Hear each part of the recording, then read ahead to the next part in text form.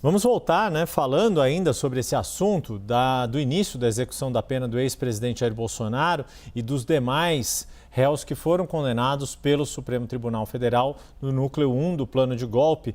E com entrevista importante aqui no CNN 360, Jussara Soares está ao lado do senador Hamilton Mourão, do Republicanos do Rio Grande do Sul, foi vice-presidente da República no governo Jair Bolsonaro e faz a gentileza de atender aqui a CNN na tarde desta quarta-feira.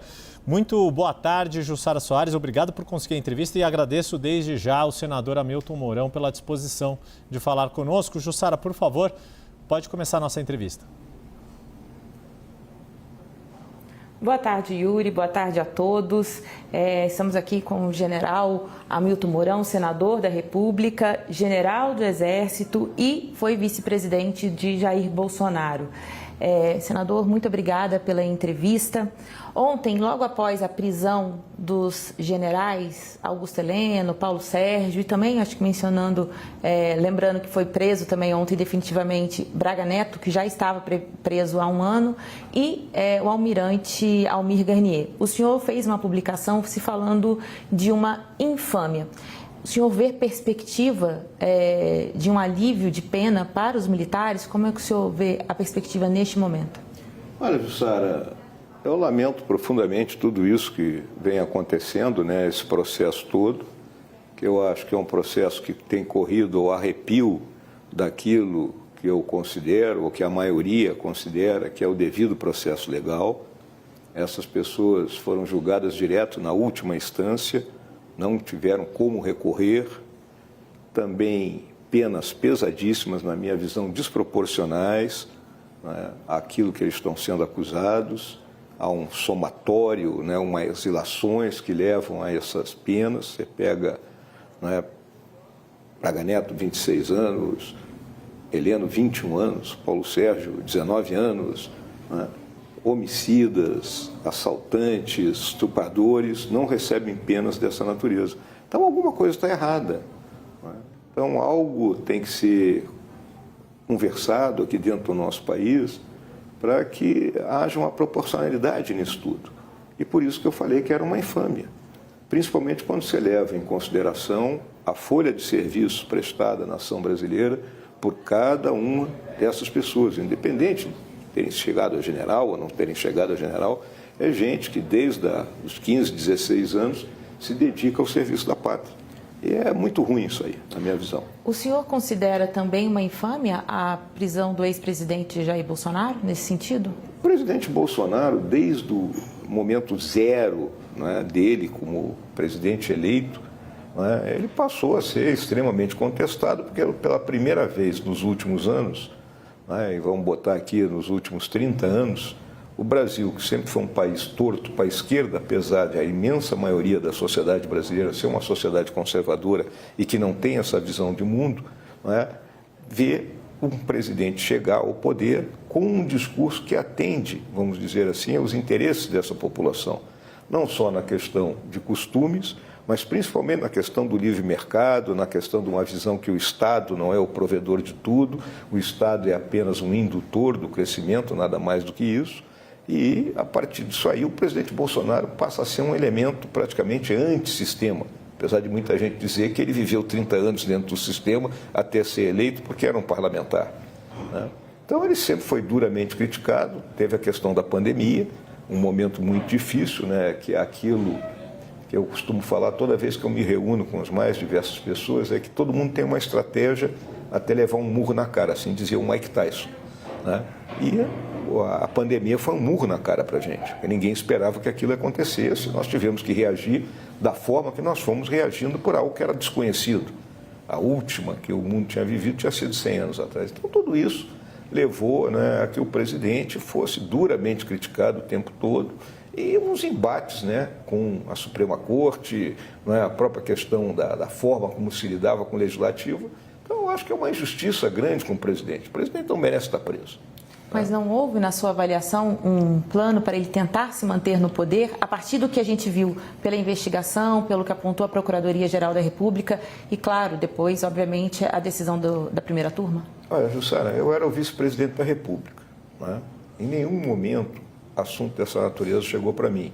É óbvio que vocês podem chegar e dizer que a partir daquela decisão do presidente de que eu não mais o acompanharia no processo eleitoral, eu fiquei fora um pouco das, vamos dizer, das confabulações ou daquilo que estava acontecendo dentro do governo. O presidente me dava tarefas, mas eu não comparecia mais à reunião de ministério, essas coisas todas. O que eu vejo, né, é que ninguém resiste a uma varredura no seu celular. A gente fala tanta bobagem no celular, é uma realidade isso aí. E escreve, muitas vezes, essas bobagens e está aí registrado. Então, na minha visão, se pega os celulares a partir do caso do tenente-coronel Cid, que foi, vamos dizer assim, o ponto zero da questão, e se inicia um processo de pesquisa até se chegar no que eu chamo do estado final desejado. Qual era o estado final desejado? Vamos condenar essa turma, independente do que possa ter acontecido ou deixar de acontecer. E, na realidade, o que é que nós tivemos? Tivemos discussões, né, no final do nosso governo, após a perda da eleição, a respeito de alguma solução que foi descartada porque era inviável, e tivemos a baderna do 8 de janeiro. E se procura juntar esses dois aspectos, colocando essa aqui levou a isso aqui. E o 8 de janeiro não passou de uma baderna, nada mais do que isso. O Yuri vai fazer uma pergunta para o senhor. Pois não. Muito obrigado, Jussara. Senador, bem-vindo mais uma vez aqui ao 360. Ainda falando sobre esses eventos dos últimos dias, queria ouvi-lo. O senhor fez menção na sua nota de ontem, como a Jussara já perguntou, sobre a infâmia e sobre o quanto generais como Augusto Heleno, Paulo Sérgio Nogueira, Braga Neto, com histórico de serviço à pátria, não deveriam ser tratados desta forma. Também me chamou, nos pegou de surpresa hoje a notícia de que o general Augusto Heleno, no seu exame de corpo de delito, disse que desde 2018 sofre de Alzheimer. O senhor também foi surpreendido por esta informação ou o senhor já tinha conhecimento desta condição de saúde do general, que foi ministro, né, ao longo de todo o governo de Jair Bolsonaro? Olha, Yuri, foi boa a sua pergunta, porque eu posso abrir um parênteses aqui e dizer, o general Heleno eu o conheço desde o ano de 1974, né? Então é bastante tempo, ele era primeiro-tenente, instrutor na Academia Militar das Agulhas Negras, eu era capitão. Sempre foi um atleta extraordinário. No ano de 2007, ele já era general de 4 estrelas, eu era general de brigada, comandava a 2ª Brigada de Infantaria de Selva em São Gabriel da Cachoeira, e ele era o comandante militar da Amazônia. Naquele ano ele teve um incidente de saúde, né, que ele sempre, camarada do esporte, ele jogando tênis, ele perdeu a força no braço. E se vocês olharem todas as imagens do Heleno, a partir daquele momento, ele tinha uma dificuldade enorme de levantar o braço, era um problema neurológico e que pode estar relacionado exatamente a essa questão do Alzheimer. Eu julgo que ele veio desenvolvendo isso, é uma doença que ela vem avançando silenciosamente, né? E, óbvio, um homem de 78 anos de idade, ninguém chega a essa idade sem sequela, principalmente levando em consideração a vida que a gente tem como militar, né, de estresse, de atividade física e todas as exigências que são cobradas da gente. Então eu julgo que essa é uma realidade factível.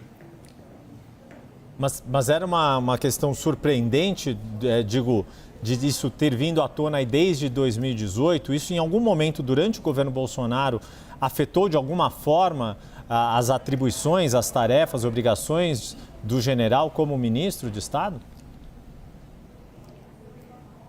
Olha, isso aí eu não posso te dizer que afetou as obrigações dele. Os meus contatos com o general Heleno, ao longo daquele período, eram contatos, vamos dizer assim, esporádicos.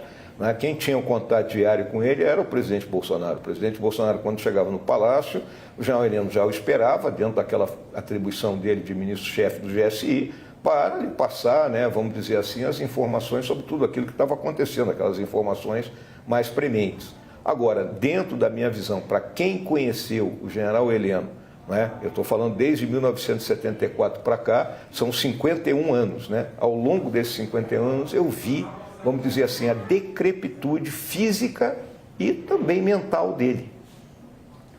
Senador... Normal isso para quem tem essa idade, na minha visão.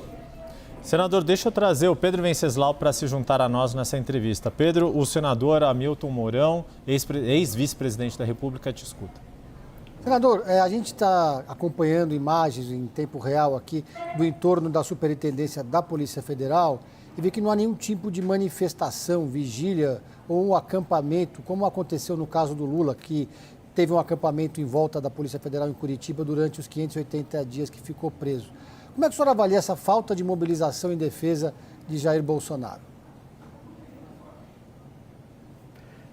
Eu avalio da seguinte forma, né? A partir do momento que as pessoas que apoiavam decididamente o presidente Bolsonaro passaram a ser perseguidas da forma como vieram a ser perseguidas pelo ministro Alexandre de Moraes, e aí existem ainda pontos obscuros, né? Vamos lembrar aquela acusação do Tagliaferro, que era assessor do Alexandre de Moraes, falando que o cara tinha que escarafunchar a rede social da pessoa e procurar alguma coisa, né, que o colocasse dentro desse pacote de pessoas que seriam contrárias ao sistema democrático. Se instalou o medo, existe um medo na população. A população hoje tem medo. O que vai acontecer? Né? Essa é a realidade. O medo, ele suplanta muitas vezes a vontade que a pessoa tem de fazer algum tipo de manifestação. E até porque também, vamos lembrar, a sede da Superintendência da Polícia Federal aqui em Brasília é um lugar de trânsito intenso, difícil de você se posicionar ali, diferente lá de Curitiba, que é uma cidade. A gente sabe que a nossa capital aqui em Brasília tem características totalmente diferentes da maioria das cidades do Brasil. Deixa eu trazer também Larissa Rodrigues para participar dessa entrevista, falando conosco direto de Brasília. Larissa, o senador Hamilton Mourão, à sua disposição. Senador, eu queria aproveitar para fazer uma pergunta para o senhor, enquanto senador, que a gente está acompanhando paralelamente a toda essa situação ali da Polícia Federal, a indicação do presidente Lula do nome do Messias, né, para ocupar uma vaga ali no Supremo Tribunal Federal. Primeiro, eu queria uma opinião do senhor, se o senhor pretende votar contra a nomeação, né, do Messias, é isso que eu tenho escutado, um trabalho da oposição para tentar barrá-lo, e se o senhor acredita que, de fato, não haverá votos suficientes para que ele chegue ao Supremo Tribunal Federal. Olha, Larissa, eu sempre digo que a opinião é um estado entre a dúvida e a certeza, né? Isso é uma realidade. Tá? Mas o que acontece na minha visão? O presidente da República tem direito, né, obviamente, pela Constituição, a indicar o candidato dele a uma vaga na Suprema Corte. Então, o presidente está exercendo a sua atribuição. E o Senado Federal tem a atribuição de julgar ou sabatinar, né, essa indicação do presidente da República e homologar ou não. No caso, né, do senhor Jorge Messias, né, do doutor Jorge Messias, atual ministro-chefe da Advocacia Geral da União, a minha visão é que o presidente está exercendo uma questão de compadrio. Ele não está indicando o Jorge Messias pelas qualidades, vamos dizer assim, de conhecimento jurídico, e notório, notável saber jurídico, etc. e tal. É alguém que é do círculo pessoal dele, ou seja, sempre se critica a questão do compadrio na política brasileira. E isso é mais uma questão de compadrio, né? E por isso que eu sou contra. Eu não aceito que se coloque uma pessoa porque é meu amigo. Não é assim que funcionam as coisas, principalmente, né, vamos colocar assim, alguém que tenha que servir a nação brasileira como ministro da Suprema Corte, que não é magistrado, nunca teve interesse em ser magistrado e da noite para o dia vai virar magistrado. Jussara? Senador, voltando a falar sobre a questão dos militares, qual é a sua perspectiva sobre a perda de patentes no julgamento no Supremo Tribunal Militar? Bom, seria aqui uma ilação um tanto quanto complicada. Agora, é importante olhar o Estatuto dos Militares, que lá estão elencados, né, todas as questões que levam à perda de posto de patente. Elas estão muito ligadas aos crimes contra a honra, contra o pundonor militar, que é algo, né, meio assim, não dá para ficar explicando aqui da noite para o dia, né, contra, né, vamos dizer assim, aquilo que é o ethos da profissão militar, baseado em cima dos valores de lealdade, probidade, integridade, né?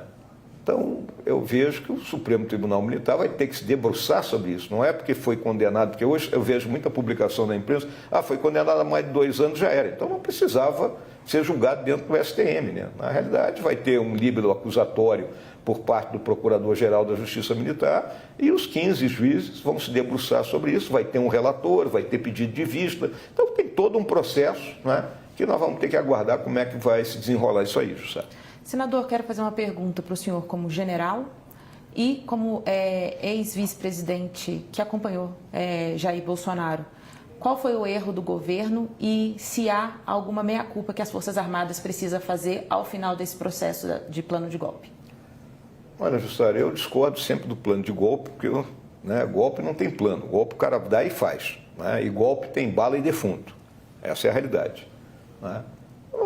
Todo governo comete erros. Né? Então, eu não posso aqui chegar e dizer qual foi o erro do presidente Bolsonaro. Nós perdemos uma eleição. Essa é uma realidade, claro. Houve uma eleição, tem gente que discorda, vamos dizer assim, da legalidade do processo, tem gente que critica as urnas, né? Mas houve uma eleição, nós perdemos a eleição e faltou o quê? Faltou uma melhor comunicação, faltou mostrar melhor aquilo tudo, que se tivemos alguns aspectos negativos, como todo governo teve, tivemos imensos aspectos positivos que no final das contas nós não conseguimos transmitir para a população. Eu procuro sempre ver dessa forma. E as Forças Armadas? A questão das Forças Armadas, as Forças Armadas não tiveram envolvidas como instituição do governo do presidente Bolsonaro.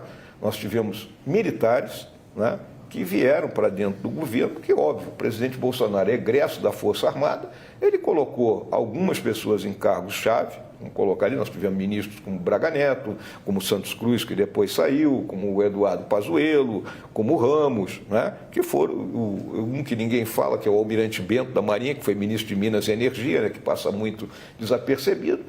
E eu sempre digo o seguinte, as Forças Armadas constituem, vamos dizer assim, um depósito, um cadinho de gente extremamente especializada, cuja educação é paga integralmente pela nação brasileira. Então, deixar de aproveitar o conhecimento que essas pessoas adquirem ao longo de 35, 40 anos de serviço à pátria é uma bobagem muito grande.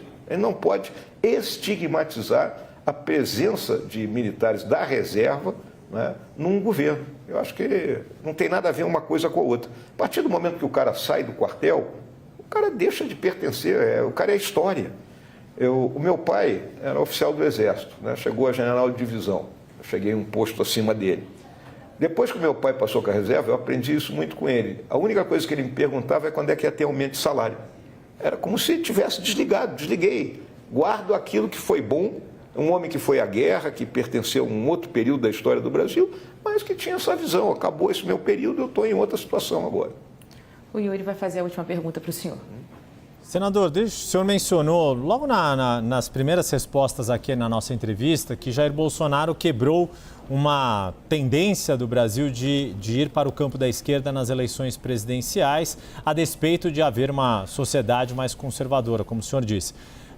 Olhando agora para 2026, qual é o perfil de candidato que o senhor visualiza que terá condições de evitar a permanência da esquerda no poder? Precisa ser alguém com o sobrenome Bolsonaro na cabeça de chapa ou compondo a chapa como o senhor compôs em 2018 quando candidato a vice? E o que o senhor vê dos atuais governadores que têm se colocado como potenciais nomes para disputar a presidência? Bom, eu vejo que é óbvio que o nome Bolsonaro tem uma força muito grande, né? Mas, para mim, o principal é aquela pessoa que for ser o candidato do nosso campo ter efetivamente o apoio do presidente, independente de quem for acompanhá-lo, né, na condição de vice, ter o mesmo sobrenome do presidente Bolsonaro. E todo mundo sabe, nós temos candidatos aí dos governadores, né, do nosso campo, como o Tarcísio, o Zema, o Ratinho, né, e o próprio governador Caiado aqui de Goiás, que já se lançou uma candidatura dele desde o ano passado, né, que tem plenas condições, vamos dizer assim, de abraçar a causa dessa imensa maioria, na minha visão, da população, porque eu ando na rua, eu converso com as pessoas, eu converso com a pessoa simples do povo e todos me perguntam pelo presidente Bolsonaro, me perguntam quem pode ser o melhor candidato. Então há, vamos dizer assim, uma predisposição de uma parcela significativa da população de votar em alguém que tenha esse discurso e, obviamente, né, eu acho importante que tenha o apoio, né, não só, vamos dizer assim, formal, mas um apoio tácito, né, do presidente Bolsonaro, independente de onde ele estiver no momento da eleição. Nós conversamos com o senador general Hamilton Mourão, senador pelo Republicanos do Rio Grande do Sul, ex-vice-presidente da República, nessa entrevista viabilizada pela Jussara Soares, a quem agradeço mais uma vez, Jussara, e principalmente ao senhor senador. Até a próxima. Muito obrigado, um grande abraço aí para todo mundo, hein? Bom trabalho. Muito obrigado. Bom trabalho também Não, para muito obrigado. Jussara e para Jussara. E agradecer Pedro Venceslau e Larissa Rodrigues.